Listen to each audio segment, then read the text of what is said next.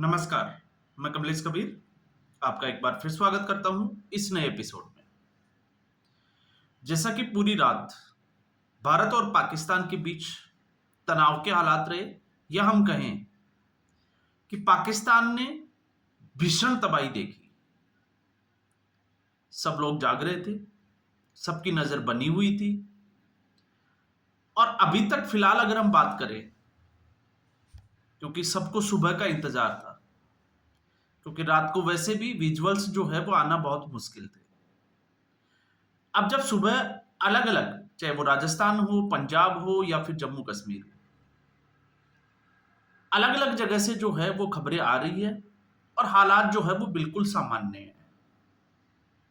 इतना हम जरूर कह सकते हैं कि जिस तरीके से रात को जो भी हुआ, उसके बाद हम ये कहें कि बिल्कुल कुछ नहीं हुआ तो वो तो गलत होगा। क्योंकि उधर अगर नुकसान हुआ है तो कुछ नुकसान तो इधर भी हुआ होगा, लेकिन फिर भी बहुत ज्यादा कोई नुकसान हो गया ऐसी कोई खबर जो है वो अब तक आई नहीं है। लेकिन इसमें एक जो है वो बड़ी खबर ये आई है कि विदेश मंत्रालय, एमईए और सेना की जो प्रेस मीट होने वाली थी 9 और 10 बजे की, वो अलग अलग होने वाली थी, उसको टालकर एक साथ कर दिया गया है। और खबर यह भी है कि ये जो प्रेस कॉन्फ्रेंस होगी उसमें सेना की तरफ से एक बहुत बड़ी खबर आ सकती है। अब बड़ी खबर क्या होगी उसका इंतजार जो है वो पूरे देश को है। 10 बजे का जो है वो टाइमिंग है, तो 10 बजे इस प्रेस मीट की जो है वो इंतजार रहेगा। लेकिन इससे पहले अगर हम बात करें कि रात को हुआ क्या, रात को हुआ वही जो भारत पहले से चाहता था कि पाकिस्तान एस्केलेशन करे। इसी के इंतजार में भारत पहले से बैठा हुआ था, क्योंकि भारत ने जब आतंकवादी ठिकानों को निशाना बनाया तो भारत का जो रुख था वो ये था कि हमने एस्केलेशन जो है वो नहीं किया। हमने आतंकवादियों को निशाना बनाया, पाकिस्तान की सेना को निशाना नहीं बनाया और ना ही पाकिस्तान के आम नागरिकों को निशाना बनाया। अब पूरी दुनिया की नजर जो है वो इस पे बनी हुई थी, तो ऐसे में भारत इस हमले की जो है वो पहल नहीं करना चाहता था और ऐसा ही हुआ।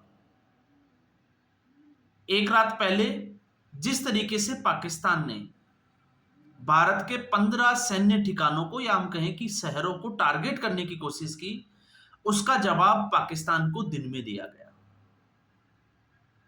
फिर चाहे वो लाहौर हो, कराची हो या फिर रावलपिंडी का स्टेडियम।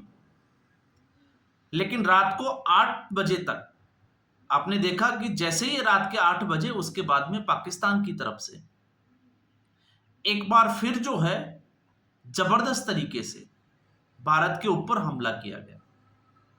और जो हमला जो किया गया, आप देखिए, अगर S-400 सिस्टम भारत के पास नहीं होता तब क्या होता।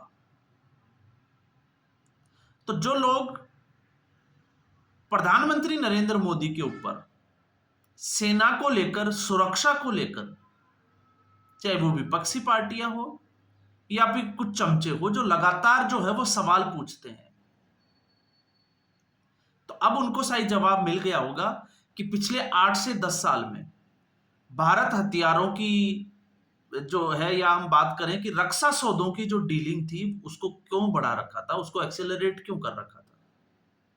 क्योंकि भारत को यह अंदेशा जरूर था कि पाकिस्तान जो है वो ऐसी हरकतें करता रहेगा, और जब पाकिस्तान ऐसी हरकतें करता रहेगा तो उसका जवाब जो है उसको एक ही बार देना पड़ेगा, और जो जवाब जो दिया जाएगा उसके बाद में पाकिस्तान जो है वो वापस से उठने की हिम्मत ना कर पाए। और उसका प्रमाण जो है रात को आपको मिल गया होगा। जिस तरीके से लाहौर से विजुअल्स जो आए, तो आप अंदाजा लगा सकते होंगे कि भारत का जो पलटवार है वो किस तरीके से हुआ होगा। अब पूरा दिन जो है वो इसके लिए पड़ा है, क्योंकि खबरें जो है वो अब आना शुरू होगी, फिर चाहे वो बॉर्डर से हो या पाकिस्तान से हो।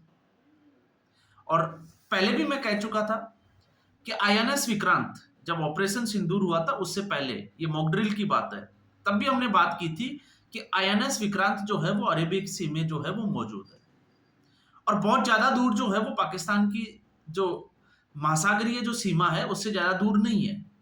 अभी भी जो है वो लगभग मेरे ख्याल से 60 किलोमीटर के आसपास जो है वो नॉटिकल माइल्स में जहां हम बात करें तो 60 से 70 किलोमीटर हम ये कह सकते हैं कि आईएनएस विक्रांत वहां मौजूद है।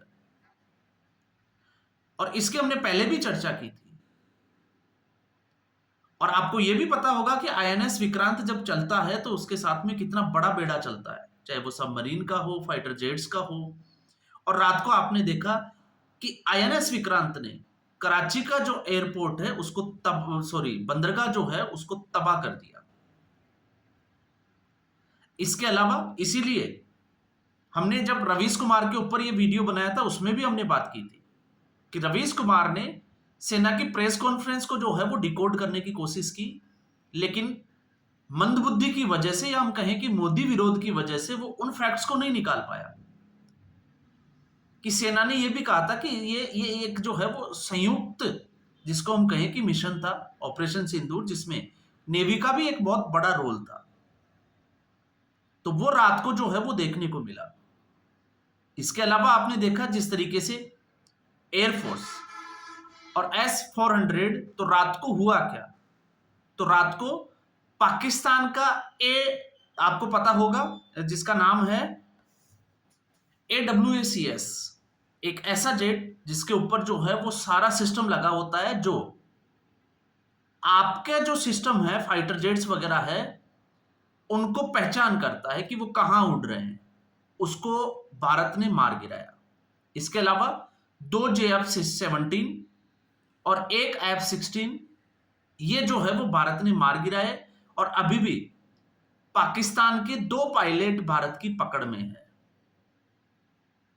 तो दुनिया को यह कहने की और यह बताने की अब मुझे लगता है कि भारत को जरूरत नहीं है कि हमने जो है वो किया क्या है, क्योंकि सामने है जब पाकिस्तान का पायलट जो है वो भारत के हाथ में है। और उससे भी बड़ी बात तो यह है कि जो लोग ये सोच रहे थे कि ये युद्ध की घोषणा है, क्योंकि हम लगातार जो है वो इसी की बात कर रहे थे, लेकिन ये युद्ध की घोषणा नहीं है। अभी तक भारत का स्टैंड ये है कि उसने पाकिस्तान की जो कार्रवाई थी उसके खिलाफ या हम कहें कि जवाबी कार्रवाई की है। तो आप सोच के देखिए, अगर भारत युद्ध की घोषणा अब करता है तो फिर पाकिस्तान का क्या हाल होगा। रात को अब पाकिस्तान जो है वो अलग अलग मोर्चों पर, अगर किसी को समझना है कि पाकिस्तान के हालात क्या है तो आप समझ सकते हैं कि रात को 12 बजे पाकिस्तान में एक रैली निकाली जाती है इमरान खान के पक्ष में, सरकार के खिलाफ। तो साफ तौर से जो है वो जाहिर है कि पाकिस्तान की जो आवाम है, जनता है, वो सरकार के खिलाफ अब खड़ी हो चुकी है। तो हालात गृह युद्ध के बन चुके हैं। अब पाकिस्तान को गृह युद्ध से भी निपटना पड़ेगा। शहबाज शरीफ बंकर में छुपे हुए हैं। उससे पहले जो है वो खबर थी, अब दिन में उसकी पुष्टि बाकी होना है कि आसिम मुनीर को जो है वो हिरासत में लिया गया है। अब लिया गया है या नहीं लिया गया, क्योंकि ये सिर्फ जो है वो इस तरफ का अनुमान है, लेकिन एक्चुअल में क्या हुआ वो अब दिन में पता चलेगा। लेकिन इतना जरूर है कि जब पाकिस्तान और भारत जो है वो आमने सामने थे तो पाकिस्तान के पीछे से बलोच लड़ाके जो है वो भी लगे हुए थे।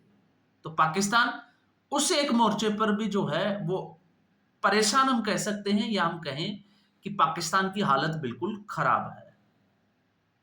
तो पाकिस्तान का सारा जो एयर डिफेंस का जो सिस्टम था बड़े बड़े शहरों का, चाहे वो लाहौर हो, कराची हो, मुल्तान हो, या इसके बाद में फैसलाबाद हो, सरगोदा हो, सियालकोट हो, सारा एयर डिफेंस सिस्टम जो है वो भारत ने रात को ही डिस्ट्रॉय कर दिया था।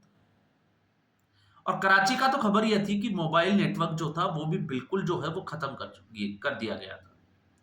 तो हमले जो है वो बड़े भीषण थे। अब पाकिस्तान से एक बड़ी खबर जो आएगी वो प्रेस मीट में आएगी कि सेना जो है वो कौन सी खबर देने वाली है, उस पे जरूर जो है वो सबकी नजर बनी हुई है। लेकिन इतना आप तय मानिए, जिस तरीके से सुबह होने के बाद में, क्योंकि लोगों को इंतजार रहता है कि रात को क्या हुआ, कोई बड़ा नुकसान तो नहीं हुआ, तो अब तक हमला भले ही हम कह सकते हैं कि बड़ा भीषण था, क्योंकि जम्मू कश्मीर में पुंछ हो, राजौरी हो, जम्मू हो, पठानकोट पंजाब, या इधर हम आ जाएं अमृतसर, मिसाइलें जो है वो पाकिस्तान की तरफ से बहुत दागी गई, ड्रोन भी भेजे गए, लेकिन जमीन पे गिरने से पहले ही S-400 सुदर्शन चक्र जिसको कहा जाता है, उसने हवा में ही मार गिराया। तो पाकिस्तान अपनी चाल में कामयाब नहीं हो पाया, लेकिन पाकिस्तान को अब शायद मुझे लगता है कि इतना जरूर समझ में आ जाएगा या आ गया होगा कि वो पाकिस्तान जो भारत का कुछ बिगाड़ना चाहता है, वो भारत का ज्यादा कुछ जो है वो बिगाड़ नहीं पाएगा। उलट पाकिस्तान का क्या बिगड़ने वाला है वो उसको समझ में आ गया होगा, क्योंकि रात को हमने देखा लगातार जो है वो भारत, चाहे विदेश मंत्री एस जयशंकर हो या विदेश मंत्रालय हो, लगातार अमेरिका के संपर्क में था। पाकिस्तान ने ईयू से मदद मांगी, लेकिन यूरोपियन यूनियन ने पाकिस्तान को मदद देने से इनकार कर दिया। अमेरिका ने तो सीधे तौर से लताड़ भी लगा दी कि एशिया में शांति बनाए रखें, पाकिस्तान जहां है वहीं रुक जाए। तो आप अंदाजा लगा सकते हैं कि पाकिस्तान जो है वो इस वक्त किस हालात से गुजर रहा है। तो अब इंतजार रहेगा 10 बजे का प्रेस मीट का, और उसके बाद में उस खबर का जिसका पूरे देश को इंतजार है। तो इस एपिसोड में फिलहाल इतना ही। उम्मीद करूंगा वीडियो एपिसोड अच्छा लगा होगा। वीडियो को लाइक करें, शेयर करें, चैनल जरूर सब्सक्राइब करें। धन्यवाद।